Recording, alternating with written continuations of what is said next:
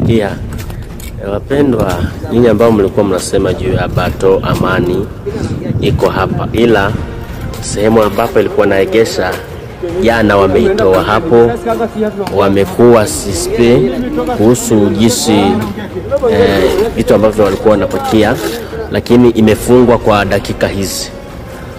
Imefungwa kama mnavyoiona hapo, imefungwa kabisa, haitoki leo au kesho, kwa sababu kuna watu ambao wameshikwa jana kutoka maeneo ya Burundi, walishika gari nzima kabisa, mlikuwa wanaume tu. Sasa na yule mzee ambaye ni ambasaderi wa Kongo ambaye yuko hapa, ndiye alitarifu watu na kusema kwamba hawajaelewa vizuri ni kitu gani ambacho kinasababisha Bato Amani inapakia kwa muda ambao haufai. Ndipo wakafanya uchunguzi vizuri. Walipofanya uchunguzi wakasema hii Bato kwanza ni lazima tulie, inafungwa kama mnavyoiona, inafungwa.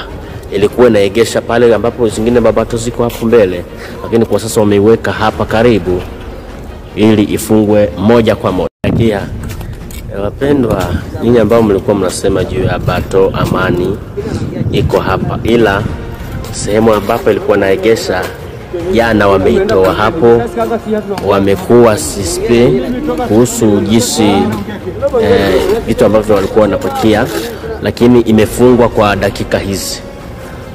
Imefungwa kama mnavyoiona hapo, imefungwa kabisa, haitoki leo au kesho, kwa sababu kuna watu ambao wameshikwa jana kutoka maeneo ya Burundi, walishika gari nzima kabisa, mlikuwa wanaume tu.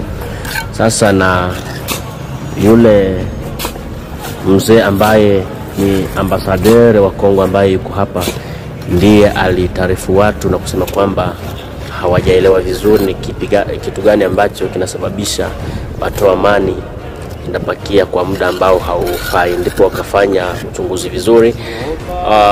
Walipofanya uchunguzi wakasema hii Bato kwanza ni lazima tulie, inafungwa kama mnavyoiona, inafungwa.